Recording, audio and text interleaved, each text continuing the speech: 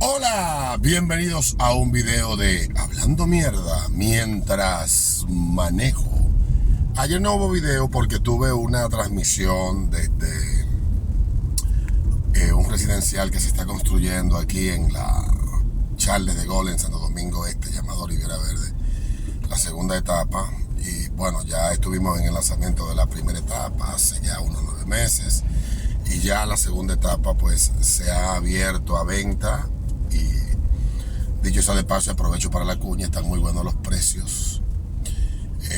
Si quieren conocer más pueden entrar a lbp.com.do y también pues escribirle a mi amigo de tantos años, Pavel Sánchez, que es uno de los brokers que está pues a cargo de la venta. Lo pueden llamar al 829-570-2922. El proyecto es muy bonito. Ya la primera etapa está bien avanzada. Se entregan los primeros apartamentos en abril del año que viene, exactamente un año después de nosotros, casi un año después, más de un año, bueno, 14 meses después de que hicimos, que se cumpla de la primera transmisión, lo cual habla bastante bien de esta gente que han construido esto bastante rápido. Así que nada, por eso no pude transmitir en el día de ayer, subir video, corrijo, porque siempre grabo desde la cabina, salí del sitio, tuve que hacer un montón de diligencias en el día de ayer y por ello no grabé. Pero aquí estoy hoy porque hoy quiero hablar de dos cosas muy puntuales. Una es en el plano local y otra es en el plano internacional. Comienzo con lo de afuera. Yo creo que todo el que tiene más de 30 años, debe de recordar a la perfección lo que ocurrió el 11 de septiembre a las 8:48 de la mañana, 8:45, en la ciudad de Nueva York.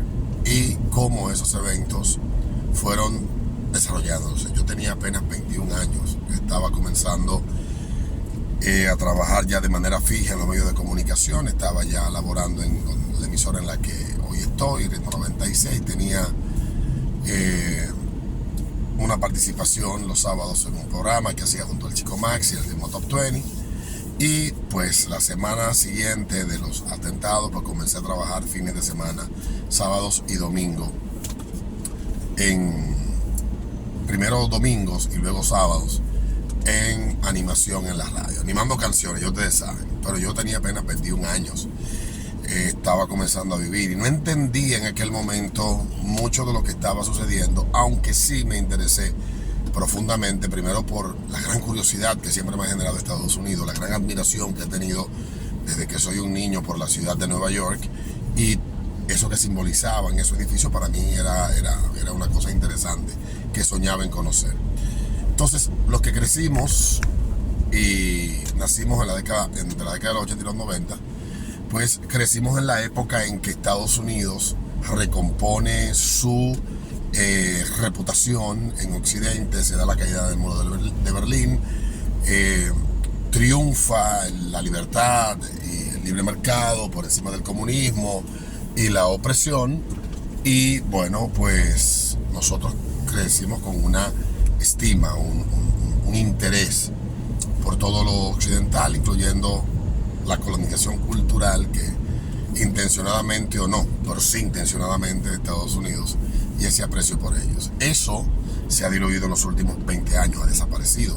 Y los mismos Estados Unidos se han encargado de que esto pase así. Primero, una serie de eventos que han llevado a que las personas desprecien o se sientan molestos por ese ejercicio que hace Estados Unidos como de policía del mundo, de brújula moral, de decir, de ir a los países, decirle lo que está bien y lo que está mal, pero ellos no ver hacia adentro y revisar lo que está muy mal y lo que está pésimamente mal dentro de su país, que no es, y lo digo claramente, no tiene Estados Unidos, a menos que no sea por la primacía económica, militar y política que tiene en el mundo, el derecho de ir señalando, como también lo hace la Unión Europea, como que ellos son sociedades perfectas. Y yo de verdad, de esa ínfula que tiene un sector de la política y del establishment americano y del establishment político, y esa doctrina que ellos ponen en práctica, pues no es de mi agrado. Y lo digo con toda honestidad, no es de mi agrado. Pero evidentemente el mundo ha ido cambiando, China ha ido ganando primacía, Rusia se ha recompuesto, hoy el mundo, pudiéramos decir que vivimos en un mundo multipolar, hablar de dos bloques como cuando yo nací y crecí, de un mundo que estaba dividido en dos corrientes ideológicas muy marcadas todavía hasta el 2021, pero que estaba cambiando y que políticos con la visión y el análisis y la profundidad de Peña Gómez señalaron oportunamente que ese era el rumbo que iban a tomar los conflictos en el mundo. Medio Oriente, ya con una historia de siglos, de miles de conflictos en esa zona, y Occidente con otra visión, con otros conceptos, con otras ideas, pues iban a estar enfrentados por lo ideológico, desde lo religioso. Oye, qué bachatón. Nada más si se mete el torito en un playlist mío. El tema de los conflictos, de que iba a llegar la ideología, la concepción ideológica de cómo en gran parte de Oriente, una parte de la sociedad, un 25% vamos a estimar de la sociedad, se ve en el mundo y ve al mundo. Y dentro de todo eso, pues tenemos que hablar de los conflictos en la década de los 80 que hubo luego de la caída del régimen del Shah en Irán en el 79, que Estados Unidos, el Estados Unidos de corta visión, el Estados Unidos que es el que hemos estado padeciendo durante las últimas décadas, que tal vez tuvo una pausa durante los años de Reagan y Bush, entre 80 y 92, 93.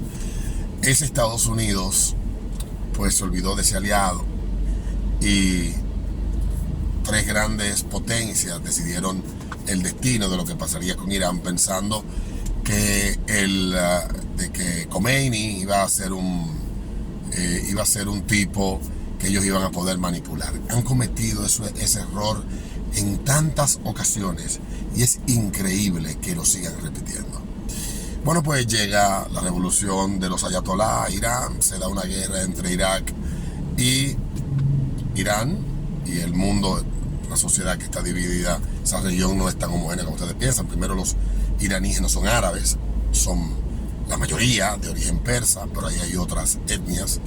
También en el caso de Irán, pues ellos son de una denominación del Islam mucho más liberal, un poquito más liberal, pero un poco extrema. Liberal en algunos aspectos, yo ni siquiera diría liberal. Y el resto de Medio Oriente, que es suní, yo no me equivoco, porque ahí es que yo me confundo. Chiitas por un lado, suníes por el otro. Ponga usted en el lado que toca y le agradezco ahí la aclaración. Recuerden que yo no lo sé todo. Bueno, me pasa todo esto y Estados Unidos con la CIA empieza a entrenar aliados y encuentra un individuo con las características, unas características muy particulares, y este pana ellos lo reclutan, lo entrenan, le dan armas, él entrena un grupo para tratar de socavar por debajo en medio de este conflicto entre Irán e Irak, que se dio durante casi 10 años, pues Estados Unidos pescar, tratar de resolver lo que no previó que iba a pasar. Bueno, pues no salió como era. Este tipo se les radicaliza a ellos a un punto tal que en el año 1993 ya se sienten los efectos de su radicalización en un atentado en el World Trade Center. Un camión cargado de explosivos explota en el parqueo subterráneo del World Trade Center. Murieron varias personas, dejó un hoyo que cabía un edificio dentro de ese hoyo dentro del parqueo. Y bueno, pues no se detuvo ahí. 8 años después, en 2001, este hombre organiza de manera más estructurada un ataque contundente con un grupo de individuos que hay quienes plantean que la inteligencia americana pudo haber tenido conocimiento, pudieron haber deseado que esto sucediera, pudieron haber pensado que no eran capaces de tanto, pero ciertamente 19 individuos, un grupo, vamos a decir, de individuos promovidos y aupados por este pana y la organización que ya él tenía, la base Al Qaeda, pues perpetran el golpe más duro que había sufrido Estados Unidos en su territorio desde los ataques de Pearl Harbor de 70 años antes que llegó Estados Unidos a entrar a la guerra, a la Segunda Guerra Mundial de manera abierta, porque de manera solapada no estaba.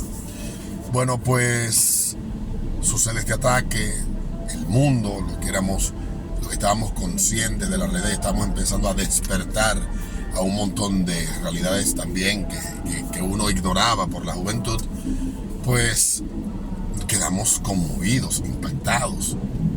Yo recuerdo haber estado viendo las primeras imágenes de las personas lanzándose del World Trade Center con los ojos, con lágrimas en los ojos.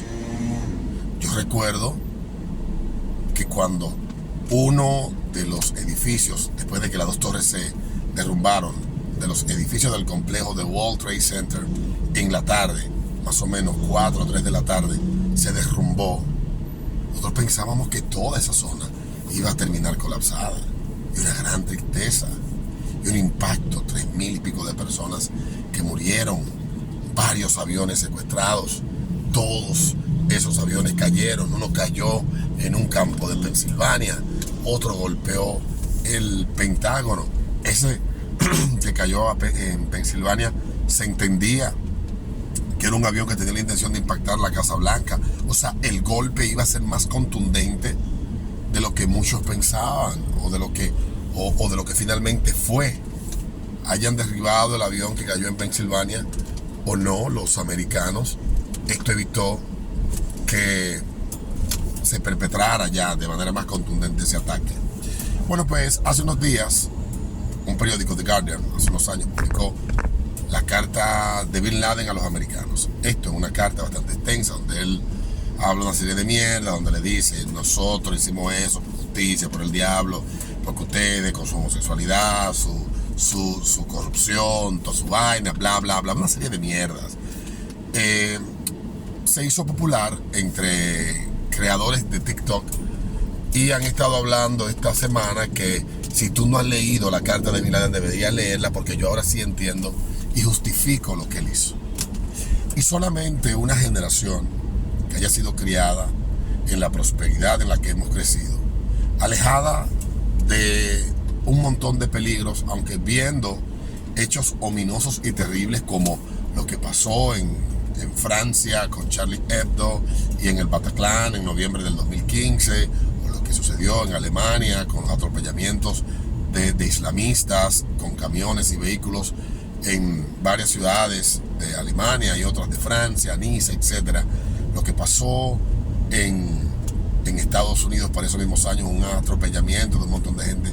O sea, a pesar de haber visto todo eso, evidentemente, hay un grupo de gente que está exaltando y defendiendo eso, pero mucha gente, lo cual nos deja claro de que el trabajo de corrupción, de socavamiento, de erosión desde adentro de la cultura y la sociedad americana está casi completado, y que eso definitivamente pues se extiende y afecta a otras sociedades y se replican estos conceptos o estas ideas o este plan estratégico que parte de lo escrito en una cárcel por un periodista y filósofo italiano llamado Gramsci,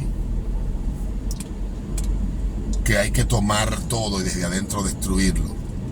Es increíble, yo no pensé ver esto, porque hasta el día de hoy, 70, 80 y pico de años después de los ataques de Pearl Harbor, a uno no le pasaría por la cabeza justificar en absoluto lo que allí pasó, como hay muchas cosas que son injustificables también que han pasado. Y ese es el tren nuevo ahora en TikTok: leer la carta y seguir a decir que Estados Unidos y Occidente han merecido todo lo que le ha pasado. Y posiblemente esa puede ser una discusión sana, abierta, de decir merecer, pero merecerlo quién y por qué, que ha justificado lo que sucede. O sea, todo lo que hemos visto y todo lo que yo he visto después de los ataques que se perpetraron contra Israel el 7 de octubre de este año, donde murieron 1.400 personas violadas, decapitadas, bebés quemados vivos con sus padres, mujeres violadas y exhibidas como trofeos en las calles de Gaza. Yo, después de todo esto, lo que he visto me parece absurdo, y yo solamente he decidido guardar silencio a ver a dónde la generación más inútil y más estúpida que ha vivido sobre la faz de la tierra en toda la historia es capaz de llegar, a partir de su arrogancia y presunción de superioridad moral, con todo esto. Yo lo que estoy esperando es que eso suceda, porque nos creemos, o sea, nuestras generaciones, las más jóvenes, nos creemos que somos los que vamos a salvar el mundo, y yo tengo dudas de eso. Y si es todo lo contrario, si es diferente, no sé, pero quería hablar de eso. Ya finalmente, desde hace varios días está circulando la noticia de que el gobierno, de un brote de diarreico en la Ciénaga, en Barahona. Este brote de diarrea ha dejado 6 muertos. El gobierno, primero a través del Ministerio de Salud Pública, del Ministerio de Negación Pública, negó que hubiera cólera en la Ciénaga y que era otra cosa. No quiso vender la idea de que era amebiasis que estaba matando a esta gente. Luego, 48 horas después de negarlo todo, pues no le queda más que reconocer que coño, que sí, que salud pública, que lo que hay en la Ciénaga es ameba, que esa gente que se ha muerto, 4 haitianos, 2 dominicanos de churria, pues sí es de cólera que se han muerto. Y este gobierno ha puesto en práctica algo que a mí también me preocupa. No sé de dónde lo han venido, pero es muy dado de los regímenes totalitarios, que es la manipulación de los datos de manera descarada y el silenciamiento de manera absoluta de cualquier tipo de voz o de cualquier conversación que surja alrededor de temas que a ellos les resulten incómodos.